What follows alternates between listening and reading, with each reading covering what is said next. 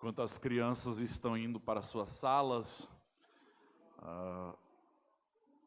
só um pouquinho de contexto para a pregação de à noite. Nós estamos na última pregação da série que começamos 8 semanas atrás na carta de Paulo a Tito. Então, hoje nós vamos encerrar essa carta. Na semana que vem iniciaremos uma nova série que vai nos levar até quase no final do ano. Começando na próxima semana, nós vamos estudar retratos de Jesus no Evangelho de João. Como é que João apresenta Jesus para os leitores? Nós vamos observar Jesus como o pão da vida, Jesus, o Verbo eterno que se fez carne. Vamos vê-lo como o grande mestre, vamos vê-lo como a porta, como o bom pastor. Vai ser uma série fantástica, porque nada melhor do que estudar a pessoa de Jesus e entender quem Ele é e aquilo que Ele fez por nós. Então, começando na próxima semana, retratos de Jesus no Evangelho de João. Quero convidá-los a abrirem suas Bíblias na carta de Paulo a Tito. Tito, capítulo 3. Nós vamos ler a última parte. Na minha Bíblia fala recomendações particulares. Aqui nós temos algumas últimas palavras, algumas saudações e uma bênção final. Começando no versículo 12 até o final do versículo 15. Diz assim a palavra de Deus: quando eu lhe enviar Ártemas, o Tíquico, fala isso aí, Tíquico, nome bonito, hein? Quando eu lhes enviar Ártemas ou Tíquico, faça o possível para vir ao meu encontro em Nicópolis. Estou resolvido a passar o inverno ali. Ajude da melhor maneira possível Zenas, o intérprete da lei, e também Apolo, para que não lhes falte nada para a viagem. E quanto aos nossos, que aprendam também a se empenhar na prática de boas obras a favor dos necessitados, para não se tornarem infrutíferos. Todos os que estão comigo mandam saudações a você. Dê saudações àqueles que nos amam na fé. A graça esteja com todos vocês. Vamos orar e pedir a bênção de Deus aqui no nosso tempo da palavra. Senhor Deus, ao olharmos na Tua palavra nessa noite, pedimos que Teu Espírito Santo possa iluminar essa palavra aos nossos corações. Ó Deus, que possamos ser transformados conforme a palavra, que ao sair daqui, possamos sair diferentes de como chegamos. Ó Deus, que as palavras dos meus lábios e o meditar do meu coração estejam agradáveis na Tua presença. Ó Senhor. Amém. Ao encerrarmos essa carta de Paulo a Tito, hoje à noite eu vou resumir um pouquinho do que nós já estudamos até aqui. E vamos extrair alguns princípios muito importantes nessa última parte de saudações e exortações finais. Mas eu queria que você tentasse se colocar, imaginar que você está no primeiro século. Você está vivendo num mundo dominado pelo Império Romano. Se você fosse perguntar a qualquer pessoa daquela época quais eram as religiões predominantes, certamente o cristianismo não se destacaria entre os primeiros. Talvez as pessoas entenderiam o cristianismo como uma seita que tinha saído do judaísmo. Os seguidores de Jesus Cristo, os discípulos, tinham seguido esse judeu obscuro que havia sido sacrificado. Mas ele, de fato, foi o Messias, o escolhido por Deus, o ungido para pagar o preço do nosso pecado, para morrer e ao terceiro dia ressuscitar. Mas a maioria dos romanos, no Império Romano, não tinham ouvido a respeito desse Jesus, nem a respeito do cristianismo. E aqui entra na nossa história um homem chamado Paulo, escolhido por Deus para ser apóstolo, para levar a mensagem do Evangelho aos gentios. Ele havia tido um encontro com Jesus ressurreto. havia sido comissionado e enviado para pregar ao redor do mundo daquela época. Agora, como é que ele faria isso? Então, nós ainda estamos imaginando o primeiro século. Nós não temos energia, nós não temos internet, nós não temos telefone, nós não temos telegrama, nós não temos os correios que nem nós temos nos dias de hoje. Como é que Paulo poderia divulgar a sua mensagem para o maior número de pessoas possíveis? Certamente você pode estudar as viagens missionárias de Paulo na carta ou no livro de Atos. Mas a verdade é que, além de viajar e pregar em diversas cidades, Paulo escreveu cartas. Ele escreveu cartas para igrejas e exortando essas igrejas a continuar a pregar o evangelho nas redondezas onde eles se encontravam. Então Paulo tinha certas limitações, mas ele escreveu essa carta a Tito, e aqui no final dessa carta nós vamos até entender quem levou a carta, certo? Porque muitas vezes, quando inicia a carta, Paulo apresenta quem ele é, apresenta o tema da carta, o porquê ele está escrevendo, e nas saudações finais, às vezes, ele vai falar sobre a pessoa que está levando a carta. E aqui nós vamos encontrar justamente isso. Nós vamos ver, na verdade, uma certa parceria entre Paulo e diversos amigos, diversos companheiros de missão, diversos homens e mulheres piedosas de Deus sendo usados para avançar o evangelho ao redor do mundo. Mas aqui no final dessa carta, uma coisa se destaca para mim, e a partir dessas palavras é que eu tirei o título hoje à noite, Vidas Frutíferas. No versículo 14, você vai observar, quanto aos nossos, que aprendam também a se empenhar na prática de boas obras, a favor dos necessitados, para não se tornarem infrutíferos. Para não se tornarem infrutíferos. Nessa carta para Paulo, ou para Tito, Paulo exorta Tito a fazer diversas coisas. Tito, o pastor daquela igreja na ilha de Creta, Paulo lhe dá a responsabilidade de escolher líderes espirituais, presbíteros e diáconos para servir as necessidades da igreja. Ele apresenta claramente as descrições e como deveria ser esses homens piedosos que seriam colocados em posições de liderança. Mas Paulo também exortou Tito quanto a falsos mestres de ensino que estavam instruindo e ensinando doutrinas falsas.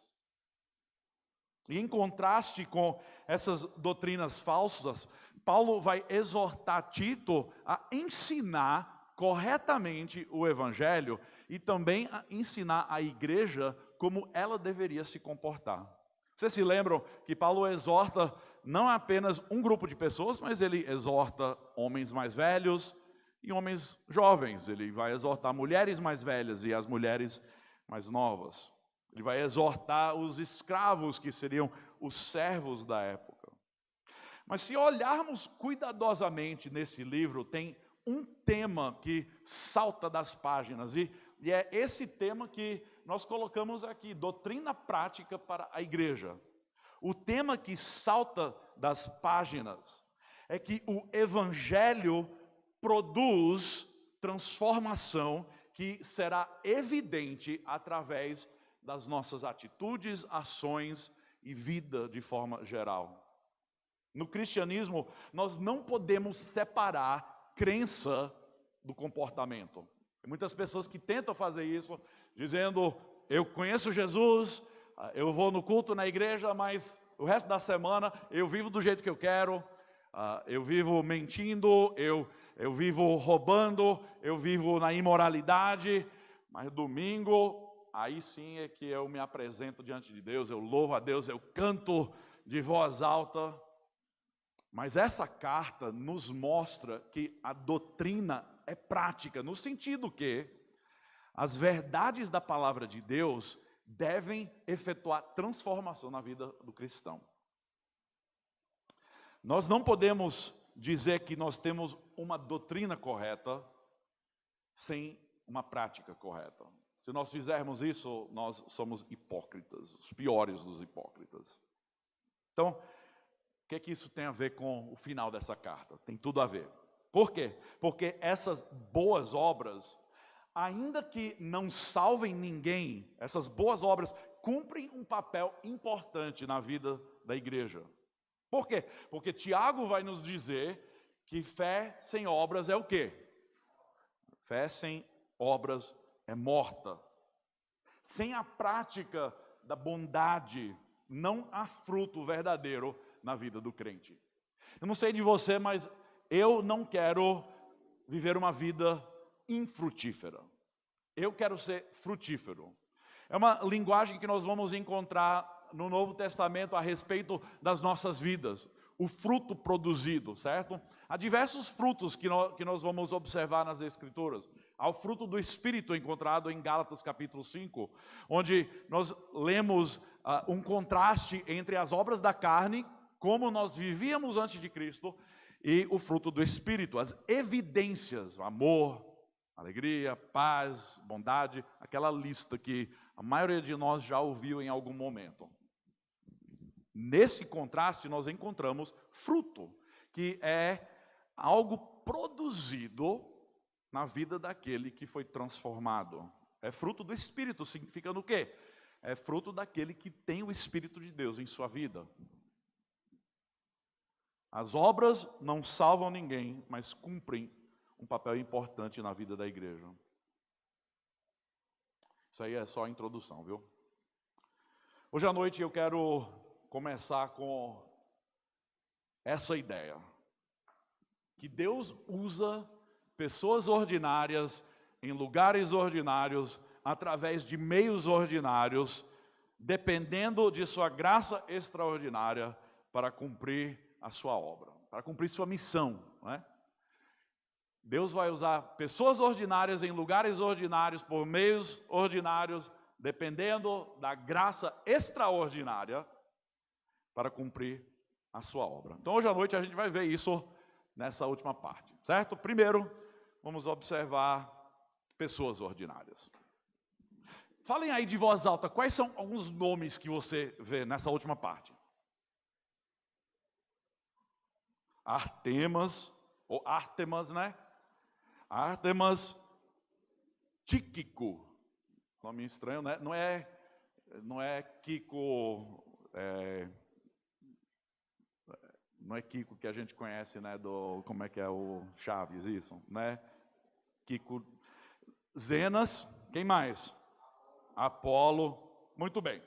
Então, deixa eu conversar um pouquinho com vocês sobre esses personagens, porque vários deles vão aparecer em outros trechos. E até vamos observar algumas descrições muito interessantes sobre alguns deles, certo? Mas primeiro, deixa eu começar no início.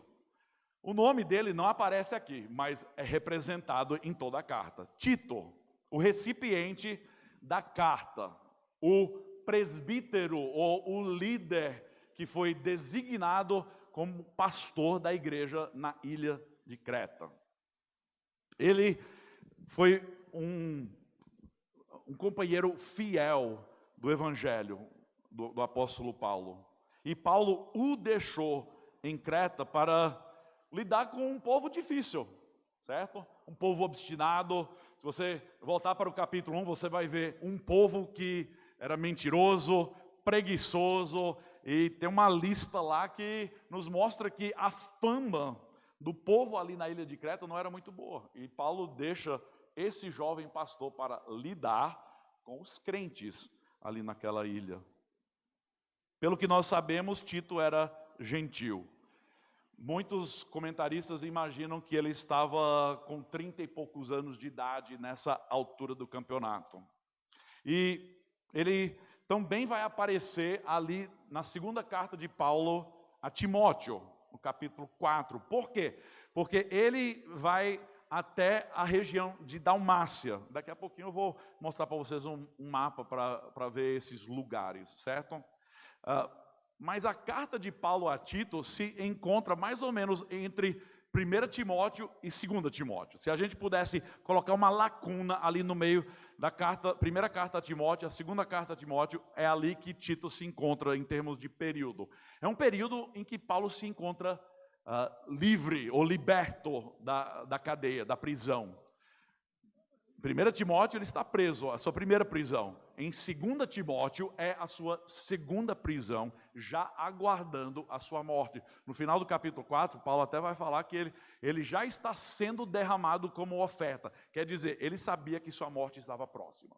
Ele sabia que ele estava nas últimas. Então, Tito é um companheiro de ministério do apóstolo Paulo, que está em Creta. Depois Paulo vai chamá-lo para Nicópolis, que eu vou mostrar também no mapa onde é, para a gente ter uma ideia. E por final ele vai aparecer lá em cima, em Dalmácia, pregando o evangelho. A região ali em cima, um pouquinho ao norte da Albânia. Nós temos ouvido sobre a Albânia por meio do Breno e da Stephanie, né? Isso é Tito. Tito, obviamente, um homem de Deus, um homem fiel, um homem que se destacou de alguma forma, mas o que nós encontramos com o apóstolo Paulo e a equipe de ministério é que não era um ou dois não, viu? Quando a gente lê, muitas vezes a gente tem essa noção de que Paulo estava viajando sozinho. Mas quando ele começa a mencionar todos esses nomes, a gente vê que era um bom grupo. Ele tinha uma equipe muitas vezes de 7 ou 8 que estavam viajando juntos, ele treinando constantemente e preparando esses homens para serem instalados como presbíteros em diversos lugares. Nós temos Timóteo, nós temos Apolo, que é mencionado aqui nessa carta, também Tíquico. São homens usados por Deus, homens piedosos, que vão ser usados para avançar a obra de Deus. Mas resta dizer, Tito era uma pessoa como nós, era uma pessoa ordinária, não era alguém que se destacava entre todas as pessoas. Isso seria provavelmente Paulo ou talvez Pedro, mas ainda assim Deus usa Tito. Segundo, nós encontramos esse outro homem, Ártemas. Essa aqui é a única referência que nós temos a esse homem.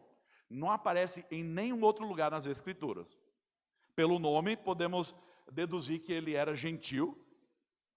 Paulo, obviamente, o considerava como digno de tomar o lugar de Tito, porque ele vai dizer aqui, quando eu lhe enviar Ártemas ou Tíquico, faça o possível para vir ao meu encontro em Nicópolis. Então Paulo está dizendo o quê? Tito, vem para Nicópolis passar um tempo comigo, e eu vou colocar no lugar dele ou Ártemas ou Tíquico.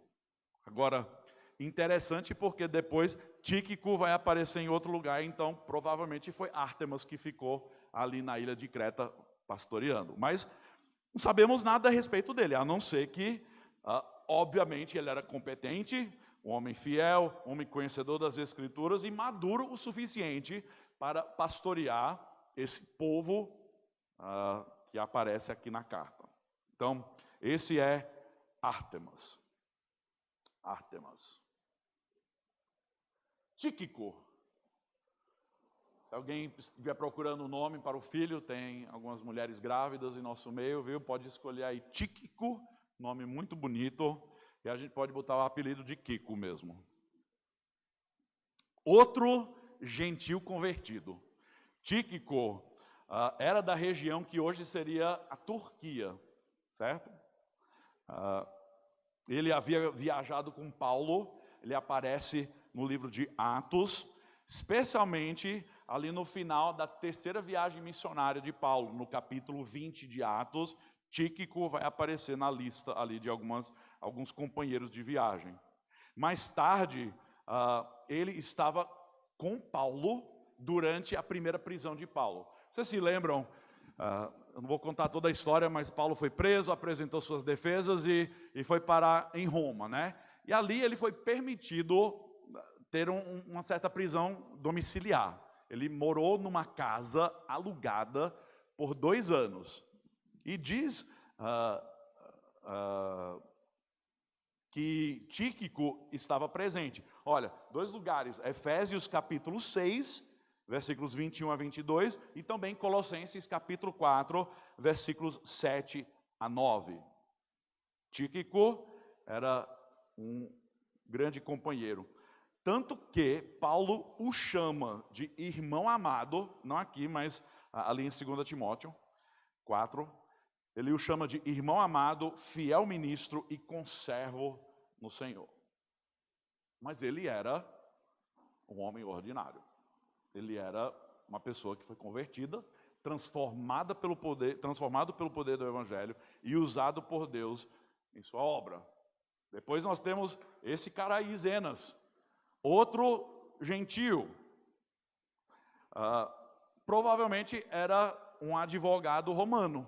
Diz ali que ele era um mestre da lei, ou conhecedor, intérprete da lei. Era um advogado na linguagem de hoje. Obviamente tinha uma certa formação. Nós não sabemos se ele deixou de lado o seu emprego para viajar, mas ele aparece aqui viajando com Apolo, porque vai dizer ali: ajude da melhor maneira possível Zenas, o intérprete da lei, e também Apolo, para que não lhes falte nada para a viagem.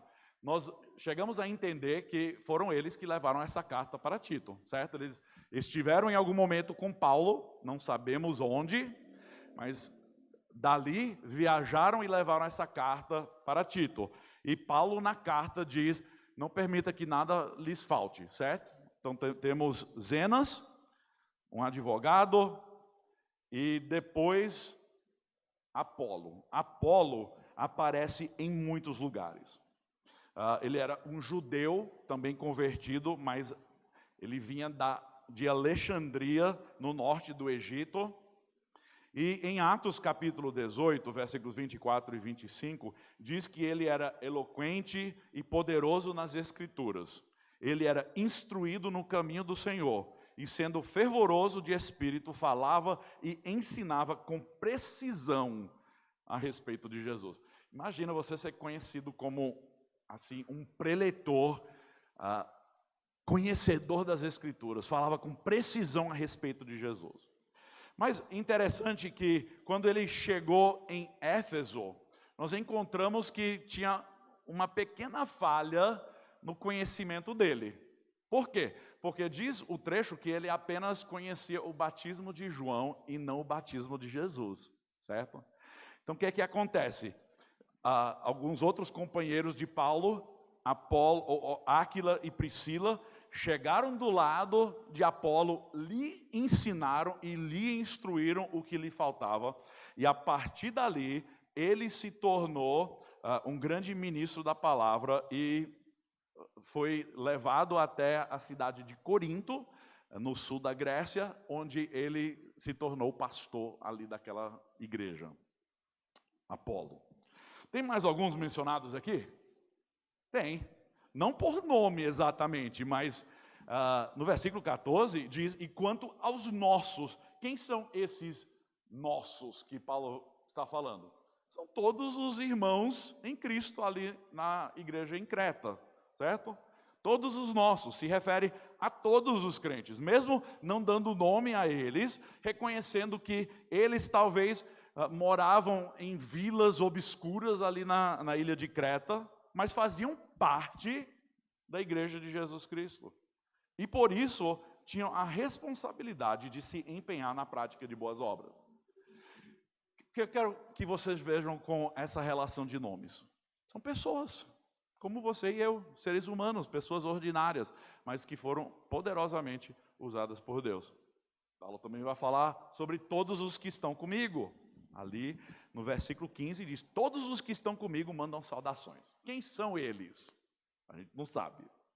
A gente pode supor alguns nomes. Eu fiz uma listinha aqui de alguns nomes que eu acho que talvez estavam com ele nesse momento. Lucas, que viajou por toda parte com Paulo. Dermas, que mais tarde em 2 Timóteo Paulo vai dizer que ele o abandonou, né? Mas nessa altura parece que talvez Dermas está com ele. E outro cara chamado Crescente, também mencionado em 2 Timóteo capítulo 4. Nós não sabemos quantos, mas ele estava dizendo, todos os que estão comigo, fazem parte dessa equipe, eles também mandam saudações a vocês. Por quê? Porque nós somos parte do mesmo corpo, somos parte da mesma família. Mesmo sendo seres humanos ordinários, nós fazemos parte do corpo de Cristo e assim Deus tem nos chamado para servi-lo fielmente. E finalmente, nós temos mais um grupo de pessoas que são aqueles que nos amam na fé. Certo? No finalzinho aqui ele vai dizer, todos os que estão comigo mandam saudações. Dê saudações àqueles que nos amam na fé. Agora, muito interessante aqui, né? A gente não sabe se Paulo está sugerindo que talvez aqueles outros mestres falsos, os falsos instrutores da lei, talvez eles não o amavam na fé, né? Talvez a gente pode fazer essa leitura, mas o fato é que Paulo estava dizendo, nós temos a mesma fé, nós somos um só corpo, uma só família, e em termos de eclesiologia, em termos da igreja, cada pessoa é importante. Cada um. Nós não temos os nomes de todos aqui, mas é interessante que Paulo vê a importância de fazer a lista de nomes, né? Ele reconhece a importância de cada pessoa sendo usada por Deus na sua obra, em diversos lugares ao redor do mundo. Muitos deles em lugares diversos, lugares com culturas diferentes de onde vinham, mas missionários que foram usados por Deus poderosamente. Então a pergunta que eu tenho para você hoje à noite, como é que Deus talvez quer lhe envolver no que Ele está fazendo? Como é que Deus talvez quer lhe usar na sua obra? Que parte, ou que papel você vai cumprir ou desempenhar na obra de Deus? A verdade é que todos nós devemos estar orando a respeito disso. Senhor, usa-me. Eu não sei o que o Senhor quer fazer da minha vida, mas eu estou aqui. Nós devemos orar a respeito disso. Se você é salvo, se você conhece Jesus como Salvador da sua vida, você já o confessou, já se arrependeu dos seus pecados e entregou a sua vida a Jesus Cristo, saiba que Ele quer lhe usar na sua obra. Paulo vai dizer em 1 Coríntios que cada membro do corpo é importante. Cada indivíduo é importante. Eu não estou tentando apenas falar aqui uma conversa bonita, não estou apenas tentando lhe inspirar ou lhe motivar. O que eu estou falando aqui hoje à noite é a verdade da palavra de Deus, que Deus faz grandes coisas através de pessoas ordinárias. Mas pessoas comprometidas, pessoas fiéis, pessoas dedicadas e que entregam as suas vidas a Ele. Próximo, lugares ordinários. Que lugar é mencionado aí nesse parágrafo? Vocês veem em algum lugar? Nicópolis. Alguém sabe onde é Nicópolis? Alguém sabe? Quem aqui já visitou Nicópolis? Não? Nessa época, no Império Romano, tinha 9 cidades com esse nome. Então, qual deles é que Paulo está falando? Nós podemos deduzir, baseado na localização, que era um lugar ali, hoje onde seria Albânia, mas ali na parte da Grécia daquela época. Mas, antes disso, eu quero destacar um lugar onde a carta foi enviada, que é o quê? Creta. Mas primeiro destacamos Creta, porque é o lugar onde Tito está pastoreando, é o lugar onde essa igreja se encontra. É uma ilha, não sei de você, mas queria morar numa ilha, né? As ilhas são bonitas, não? Essa ilha é linda. Se você pesquisar hoje fotos de Creta, é um lugar maravilhoso. A água lá é azul, é lindo, lindo, lindo lugar. Mas era um lugar difícil, viu? Pensa num povo difícil. Paulo fala que esse povo não é um povo bom, não. Segundo lugar, um lugar que também nós não sabemos exatamente, mas é o lugar onde Paulo está. Onde é esse lugar? Agora, dependendo do comentário que você vai ler, alguns vão dizer, ele provavelmente estava em Corinto, nessa época, quando ele escreveu a carta. Outros vão dizer, não, eu acho que ele estava lá no norte, na Macedônia, em Filipos. A gente não sabe. Na verdade, não faz muita diferença, mas resta dizer, ele estava num lugar, certo? Uma cidade, uma região geográfica, um lugar ordinário. Você pensa que onde você mora não é um lugar muito importante? Eu moro simplesmente aqui no centro de Eusébio, eu moro ali no Parque Avaí, eu moro em Coité. Não acho que é importante? É importante, porque Deus usa pessoas ordinárias em lugares ordinários para fazer a sua obra, certo? Nunca pense que quem você é e onde você está é insignificante. Saiba que o lugar onde você está é exatamente onde Deus quer que você esteja nesse momento, para ministrar a sua palavra, para avançar o evangelho e para alcançar vidas. Eu não sei. Talvez Filipos, talvez Corinto, talvez outro lugar. A gente não sabe. Paulo não nos diz, mas ele diz onde ele vai. Ele diz, eu vou até Nicópolis, onde eu vou passar o inverno. Era muito comum as pessoas pararem de viajar durante o inverno, porque o inverno lá é bravo, viu? Viajar, especialmente pegando um navio no mar, ali Mediterrâneo, nessa região, é meio perigoso.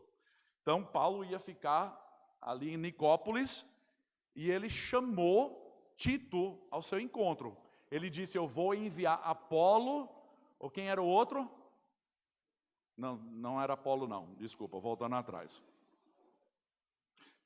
Tíquico ou Ártemas, eu vou enviar um dos dois. Nós imaginamos que era Ártemas, baseado em onde Tíquico vai parar, mas Nicópolis é essa cidade. E outro local que a gente não tem aqui nessa carta, mas é o lugar onde Tito vai parar eventualmente, é Dalmácia. Aqui nós temos um mapa que é usado nas raízes da fé do Novo Testamento, que vai apresentar o mundo mediterrâneo daquela época. Agora, muito difícil vocês verem, mas alguém consegue ver Dalmácia lá em cima? Aqui? Essa região ilírico-macedônia, aqui é Albânia e aqueles países que antigamente faziam parte da União Europeia ou da Rússia, né, União Soviética. Então é mais ou menos ali que é Dalmácia. Nicópolis é onde nós pensamos que é esse Nicópolis, é aqui, ó. Logo aqui. Uma cidade de Porto, na Grécia, e Creta é essa ilha aqui embaixo. Vocês conseguem ver? Então, a ideia é que Paulo ou está aqui em cima em Filipos, ou está aqui embaixo em Corinto. E ele quer ir até Nicópolis. Ele chama Tito para se deslocar até Nicópolis para passar um tempo com ele. Nós não sabemos se era um tempo de treinamento, se era um tempo para ele mesmo ser fortalecido e encorajado por outro irmão. Mas isso acontece muito no mundo missionário, até nos dias atuais.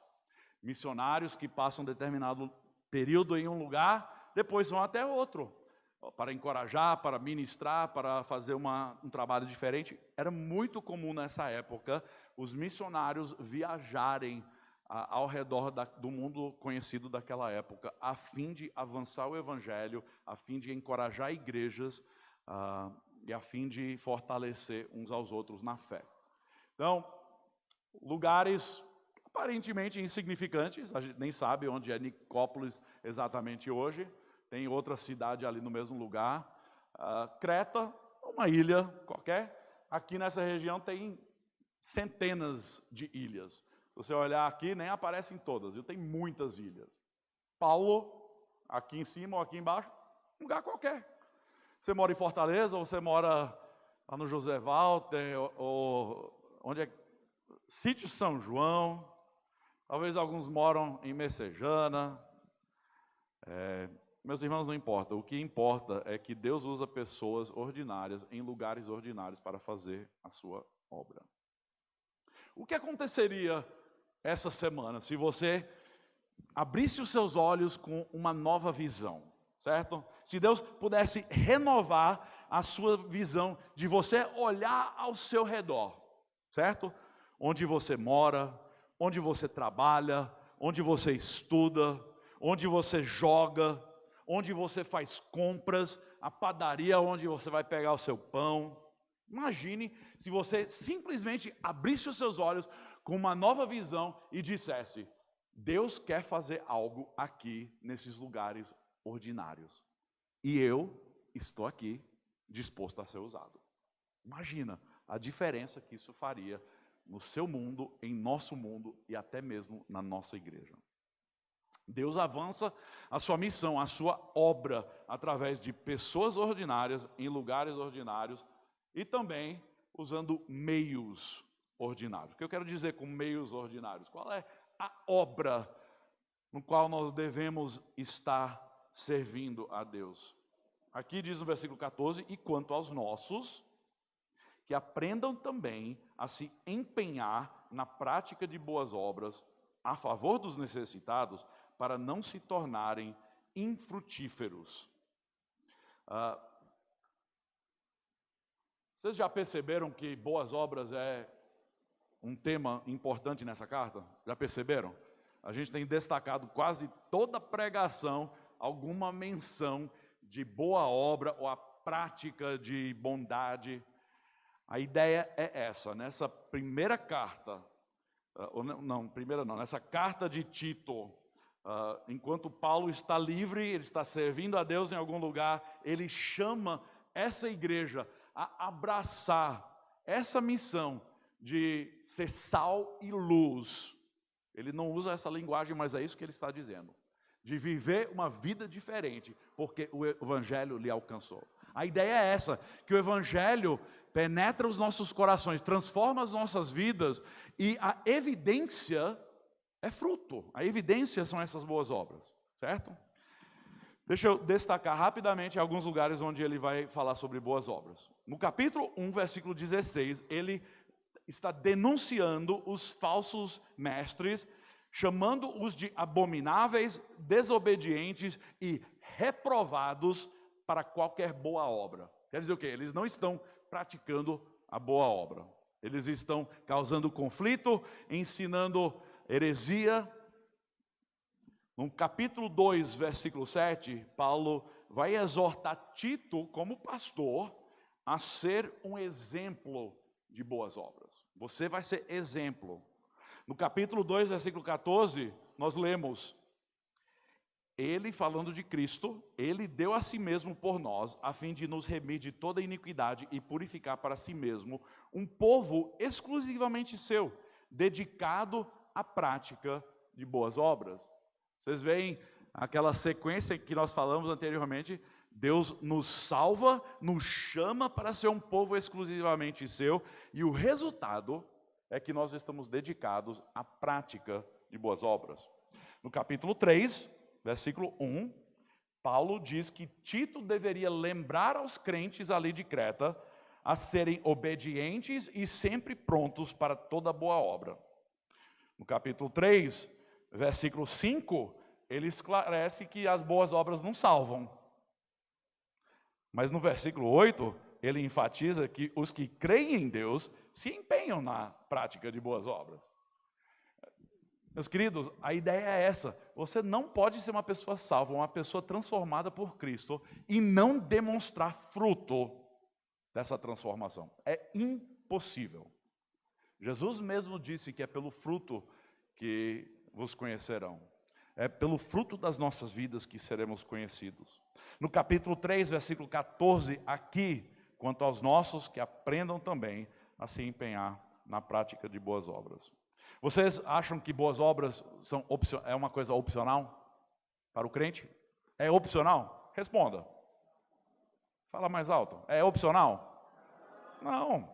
Por quê? Porque Paulo fala vez após vez que é importante, é evidência de uma vida transformada. Se você é crente, você deve se empenhar na prática de boas obras. Então, empenho na prática de boas obras é aquilo que nós somos chamados a fazer. É um meio ordinário. O que é boa obra? Meus queridos, semana passada eu compartilhei uma lista, mas não uma lista exaustiva.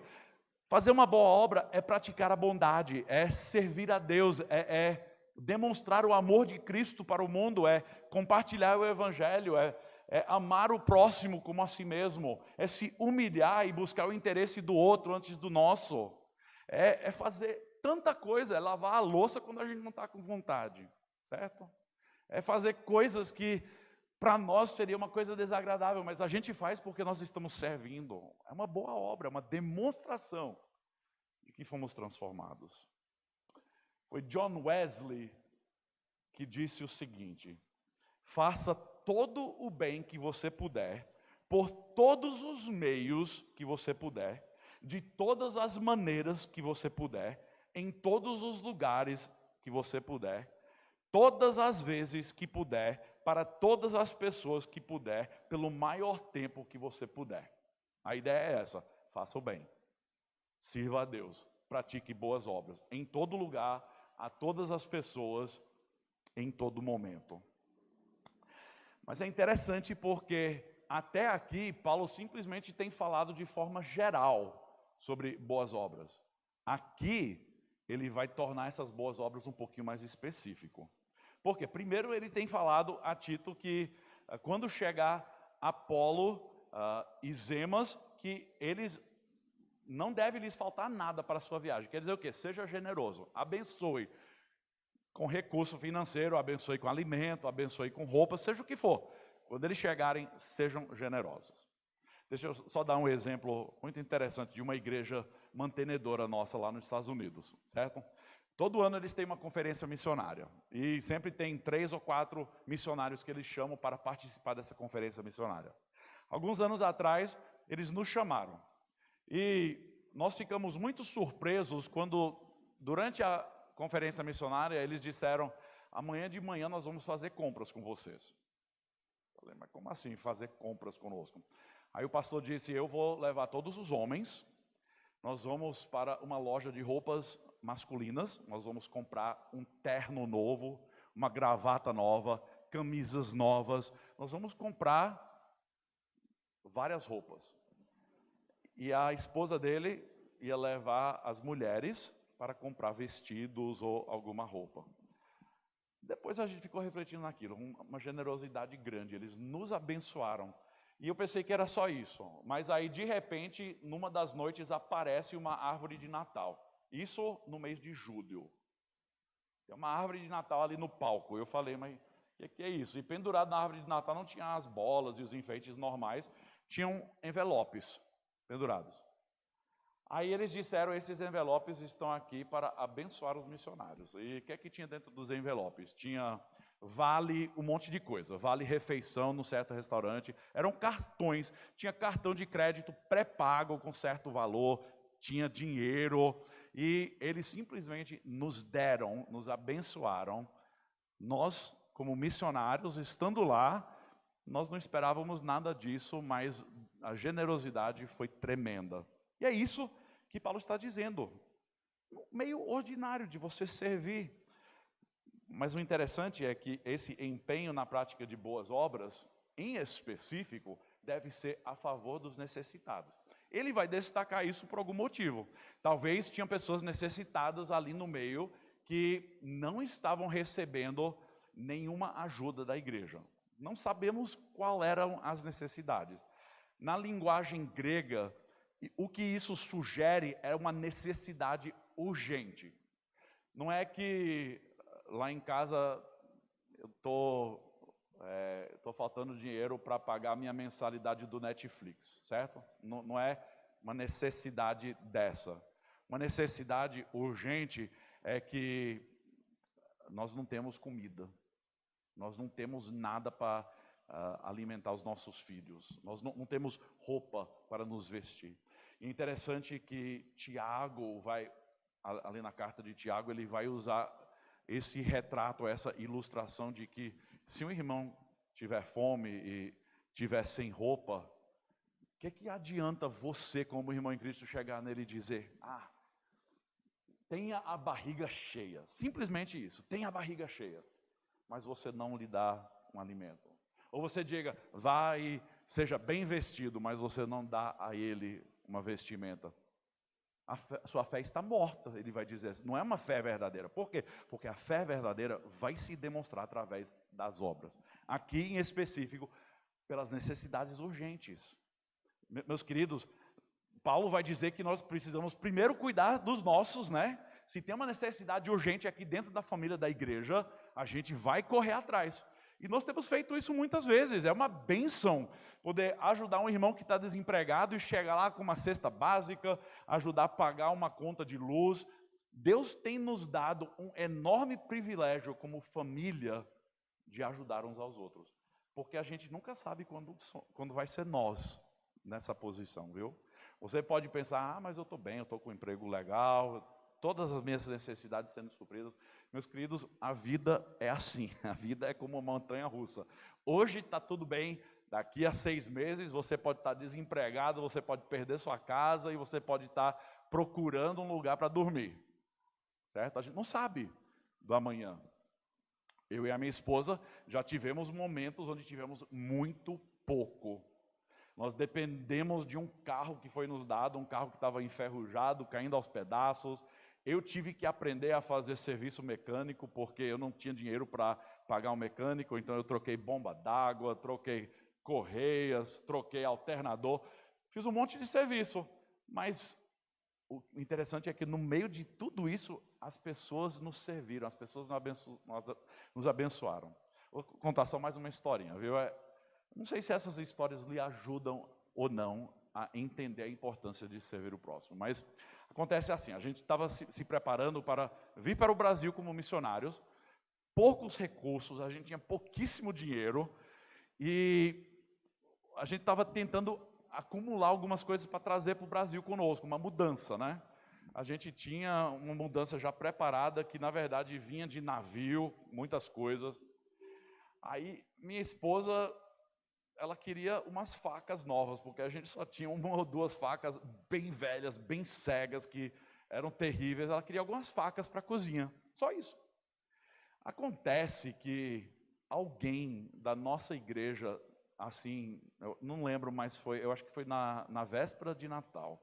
Nós estávamos lá, Roberto era um bebezinho, Moraia tinha acabado de nascer, tinha poucos meses. E eu sei que de repente toca a campainha lá na casa. A casa não era nossa, era da igreja, a gente estava morando ali na casa da igreja. A campainha tocou, a gente abriu a porta e não tinha ninguém, mas tinha um saco de lixo ali na frente da porta. Achei estranho, trouxe o saco de lixo para dentro e o saco de lixo estava cheio de presentes. Um desses presentes era um jogo de facas novas. Coisa tão simples, mas uma coisa que demonstrou generosidade e uma evidência de uma vida transformada. É isso que Paulo está dizendo aqui. Quando tem alguém necessitado ao seu lado e você tem como ajudar, você pensa, mas eu não tenho dinheiro. Não, meu querido, você entendeu errado.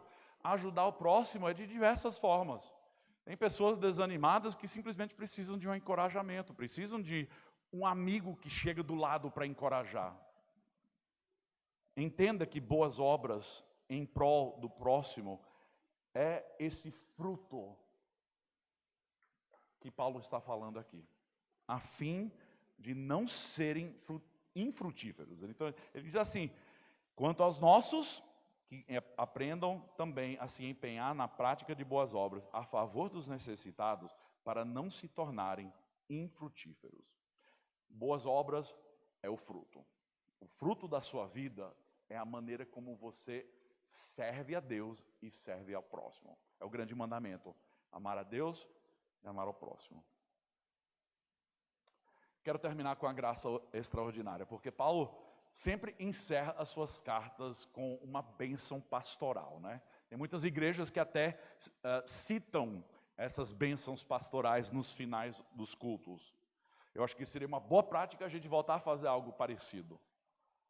Mas aqui nós encontramos graça. Paulo diz, no finalzinho, a graça esteja com todos vocês. Que graça é essa? Que graça Paulo está mencionando aqui? É a graça de Deus, é uma graça extraordinária, porque não vem de Paulo, não vem de nós, mas é algo de Deus e nós dependemos de Deus. Essa bênção reflete a afeição de Paulo por Tito e por todos os crentes cretenses, mas também expressa o desejo de Paulo por todos os crentes. O desejo de que eles experimentem a graça de Deus, que é um componente vital para nós caminharmos com Jesus Cristo. A graça de Deus não é apenas a fonte da nossa salvação, mas a graça de Deus também é a fonte da nossa santificação, da nossa produtividade e da nossa vida piedosa. A graça nos alcança, nós cantamos sobre isso, né? A graça me alcançou, mas essa graça também nos sustém, essa graça também nos transforma, nos santifica. E é através da graça que nós somos frutíferos. Você quer ser frutífero na sua vida, no seu andar com Cristo? Então você precisa se lançar na graça de Deus e dizer: Senhor, eu não posso, eu sou uma pessoa ordinária, moro num lugar ordinário, trabalho num trabalho ordinário, não sou ninguém, não moro num lugar importante. Mas Deus diz: você pode usar meios ordinários, servindo, amando, ajudando, chegando do lado com aquele que está necessitado. E sabe o que acontece? A graça de Deus está inundando a sua vida, e à medida que a graça de Deus chega ao nosso encontro, ela transborda e flui para as vidas dos outros ao nosso redor. É assim que acontece, meu querido. A graça de Deus é extraordinária. A graça esteja com todos. Em conclusão, Paulo queria que Tito soubesse da importância da fé, do evangelho, resultar em obras, em fruto visível, em transformação verdadeira. O grande problema, não apenas naquela época, mas o grande problema nos dias atuais, são pessoas que pensam ser convertidas porque um dia falaram uma oração, ou disseram que eu conheço Jesus, mas vivem vidas inteiras sem fruto. Isso é um problema, meu querido, porque a conversão, a transformação do nosso coração e das nossas vidas resulta em fruto, resulta em obras, resulta em amor verdadeiro pelo próximo. Eu não estou aqui hoje à noite querendo que você questione a sua salvação, não é o que eu quero, mas o que eu quero que você faça é uma reflexão da sua vida. A sua vida demonstra fruto? Você é frutífero? Ou você vive por si mesmo, vive para si mesmo, você é egoísta, você não é íntegro? As pessoas conhecem você não como um crente, mas como o fulano qualquer. Meu querido, nós temos que ser diferentes. Paulo queria que Tito lembrasse os crentes na ilha de Creta a se comportarem como cidadãos do reino de Deus. Seguidores de Cristo, discípulos de Cristo, devem se lembrar quem eram, certo? Paulo vai falar isso muitas vezes nas suas cartas. Lembre-se de quem você era, lembre-se que você era um pecador, que você estava afastado de Deus, que você estava morto em seus pecados. Lembre-se de quem você era. E lembre-se de como você foi alcançado pelo Evangelho, pelo amor de Deus. Paulo também deu aquela alerta que vimos na semana passada de não se envolver com brigas, controvérsias, com discussões tolas, que ele vai chamar, tornando conversas teológicas num legalismo. O cristianismo, meu querido, existe para nós influenciarmos os outros a conhecerem a Cristo e a se tornarem mais como Ele, certo? Se as nossas conversas não têm esse objetivo, a gente deveria ficar com a boca calada, certo? Se a gente quer só discutir com as pessoas para a gente sair com a vitória na discussão, então é melhor você ficar de boca calada. Mas se você quer encorajar o irmão para conhecer melhor a palavra de Deus, a andar mais próximo do Senhor Jesus Cristo, a ser transformado por meio da graça de Deus que inunda o nosso ser, meu querido, converse, faça discípulos, estude a palavra, discute a respeito de teologia, mas sempre com esse objetivo, para que Deus seja glorificado. Paulo também diagnosticou alguns problemas sérios naquela igreja. E ele instruiu Tito sobre diversas coisas importantes, sobre o funcionamento correto da igreja, sobre a eclesiologia de uma forma muito prática. O apóstolo Paulo sempre apontando para a salvação, que nos libertou da vida anterior e nos deu uma vida nova. E sempre instruindo as pessoas a viverem uma vida diferente por causa do evangelho que alcançou. Lembre-se que Deus usa pessoas ordinárias em lugares ordinários, através de meios ordinários, dependendo de sua graça extraordinária para cumprir a sua obra. Vamos orar.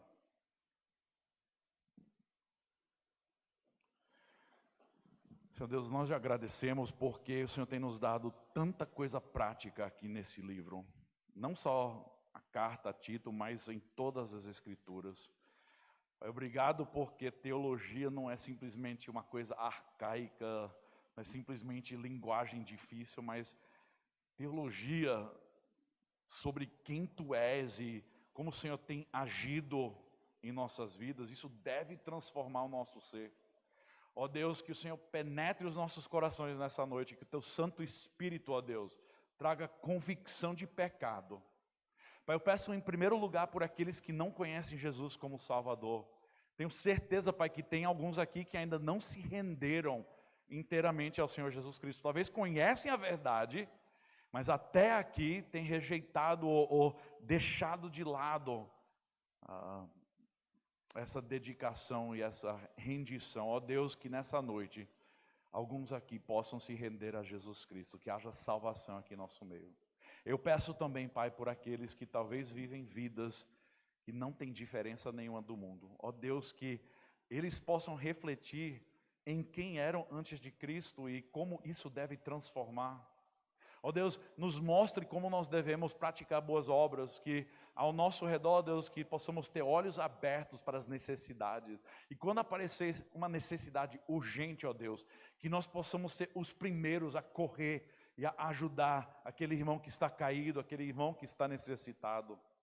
Pai, porque reconhecemos que qualquer um de nós pode se encontrar na mesma situação, não for a Tua graça em nossas vidas. Então, com isso, todos nós, ó Deus, nos colocamos na Tua graça, pedindo que o Senhor nos abençoe, que o Senhor nos guie e que o Senhor seja honrado e glorificado através da prática de boas obras em nós. É por causa de Cristo, por Sua glória, que nós oramos. Amém.